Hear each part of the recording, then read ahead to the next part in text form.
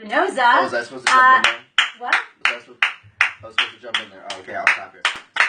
They're all clapping. We can put people in a small room. We've been supporting the Muscular Dystrophy Association's Live Unlimited campaign the entire day with incredible performances on multiple Facebook pages, people sharing their Live Unlimited stories on social media. We encourage you to do the same. Hashtag Live Unlimited. Go to mda.org/liveunlimited as well. There is someone donating up to $30,000 for someone who's going to be posting the hashtag Live Unlimited. So each hashtag, that's $1, up to $30K going to the organization. We couldn't be more honored to be involved. And Matthew, thank you for being here during this amazing day. Of course, thank you for having me. You have a lot to celebrate. You have a movie, Be Somebody, out now. That's a big deal. Yeah, I can't even really have words for it. It's such a surreal thing for me to actually, like, it hasn't even been 2 weeks, has it? What's today's date? Is it the 6th? No, it has been, no, it hasn't been 2 weeks yet. It hasn't at all. Not yet. Your life has changed. Yeah. Things have transformed. Yeah, definitely. And it's funny because, like, it hasn't really fully hit me yet. Like, people, it kind of hit me when a girl came up to me and she just complimented me on my movie. What are you used to? It's like, oh, like, hi Matthew, can I get a photo? Like, they'll just say that, or they won't even say my name. They're just like, can I get a photo? Here, selfie. Yeah, like, a lot of times they'll just, I'm like. Isn't that weird when people just are like, you're walking and they're like, shh, like, it's like a mini fan paparazzi. We love the fans. I just think it's interesting. Yeah, no, it's definitely flattering, 100%, but some of the times it can get a little bit overwhelming. Well, because it's like when you started, it started out of nowhere. You were, on Vine, and where were you? You were a young lad in what town? Good old Woodbridge, Virginia. Good old Woodbridge, Virginia, one of my favorite locations. I'm like imagining this. And you were just in school, and then you just decided to pick up Vine and do it for fun and do funny things with your friends.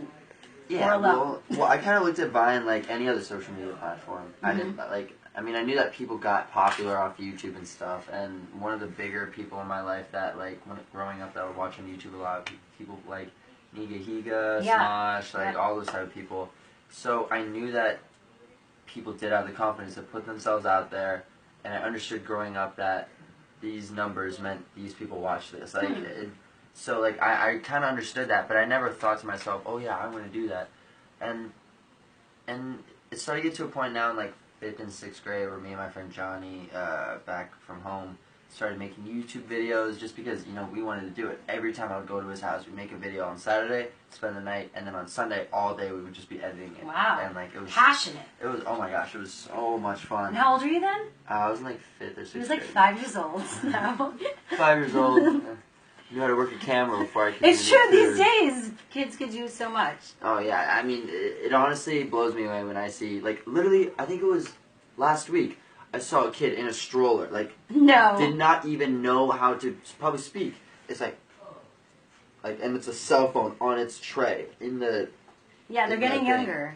It's insane, but she was clicking so many things, and, like, crazy things were popping up, and I just kind of saw from my peripheral, I'm like, I didn't even know how to do it. I didn't know what was going on. But I think this is your present for today. I realized it was right there. I was like, oh yeah, I took this. I think it's interesting because you're saying the people you looked up to are like Smosh and all that. Like, you could say the other generation, like, they looked up to, I don't know, comedians like SNL stars. Yeah. So it's just interesting how every generation has their thing. Yeah, and it's really interesting the way it all happened for me because I never looked at it, like, especially for Vine at least.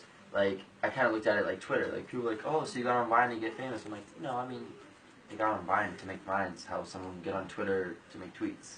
Because a Vine at the time wasn't a fame platform. It was just a place. It wasn't like you associated with, oh, this is Hollywood. Exactly. Yeah. You never associated Vine with Vine famous. There was no Vine famous. Until there was. Yeah, until there was. So I caught it in an early stage where I was like, oh, wow, this is, like, I'm seeing these people using it as a platform to express themselves. Yeah. But they're also getting followers, too. And then, like, little by little, I saw them doing, like, little meet and greets and stuff. And then that's what gave me the idea to do a meet and greet. And then, like, more girls and guys showed up than I thought was going to show up. So that's kind of what really hit me that day when I was, like, a sophomore. And I was like, wow, this is a movement. Like, you can move people with, like, if you click your phone in the right way, you can move a mass amount of people somewhere, and that spoke to me. So I realized that I had a responsibility and I had a voice at that time, so I kind of had to make sure it's what I wanted to do from the start, which was acting. So I didn't look at it as like, oh, social media, I want to be a social media star. I kind of, like, things just kind of happened that way and started kind of working towards my favor on the social media side of things. But like I said before, I didn't look at it as a way to get big on social media. I looked at it as a way to be like, wow, social media is cool, but how am I going to use this to get to acting? Well, it just happened to be the platform, because Yeah. it's like all one-on-one Like the bridge anymore. to get me to acting. Artists are artists. I hate being like, just because you start on social media, you're like, you're a social media star. Exactly. But I think there's so Yeah. many people that are singers and songwriters. They would have been actors no matter what, or singers no matter what. It just happens that you started on one platform. Yeah. I get it. I'm a supporter. So what was that moment you realized, like, oh, this is a thing. This is going to be something I'm going to pursue? Was there a video that changed your life? What was that thing? Well, for me personally, it didn't really hit me that this was a popular, like, app that could really move a good amount of people, that people are actually looking at it and saying, wow, I want to do this. Hey, Mom, hey, Dad, can you guys drive me here? Or they'll get in the car themselves and drive themselves. And I realized that when I had my first meet and greet, because, like, I probably had around 100 to 200,000 followers on Vine at this point, but in my mind, I mean, that's just numbers on a screen. It's like 100.4K.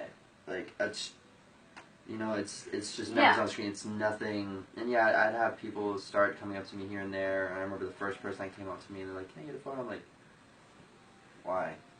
Like, yeah, it's weird. Yeah, it is a strange Like, thing when something that you're not used to. Yeah. Yeah. So I kind of realized that it was mainly like a moving platform when I had my meet and greet, and I was on top of the escalator because I started on the second floor and I went down to the main place where I told everyone where I was going to be. And I looked over the ledge and I said, like, 300 people, and I'm like, oh my god, it's way more than I expected. But I didn't see farther down the mall, and then like the other two directions, and then once one girl sees me, she's like, he's right there. And like, I'm just like, oh my gosh, and I got really overwhelmed, and I was like, wow, all these people are here for me, and it was like I was in school at the time, so I could have been doing, I think I was doing homework like a couple hours before I left for the meet and greet, so I was like, no, okay, am I ready for my meet and greet? Like, and it was such a weird feeling driving there. The drive felt like 3 hours. Like, it was wild. I remember getting tweets and stuff, and I was wondering, I was like, man, I hope people, like, I hope I don't look dumb. I hope I don't show up, and there's like 2 people there. I'm like, but then again, I would have been also very happy because those two people that went out of their way to see me. But like, I was thinking to myself, maybe 15, 20, maybe 30, and then I got a tweet from someone saying, Matthew, the riot squad's here, like, or SWAT team.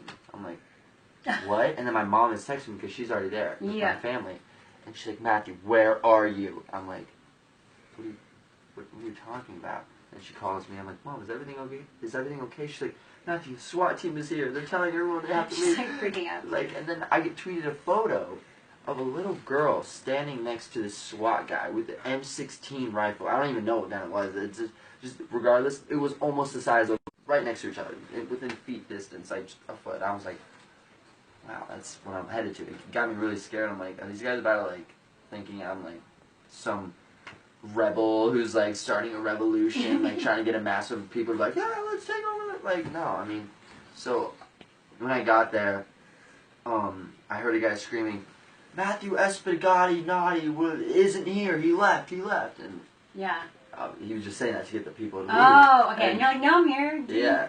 So he heard from someone else like my name, and he didn't know how to say it. I guess the last name. She was like, Matthew Espinosa isn't here. He's not here.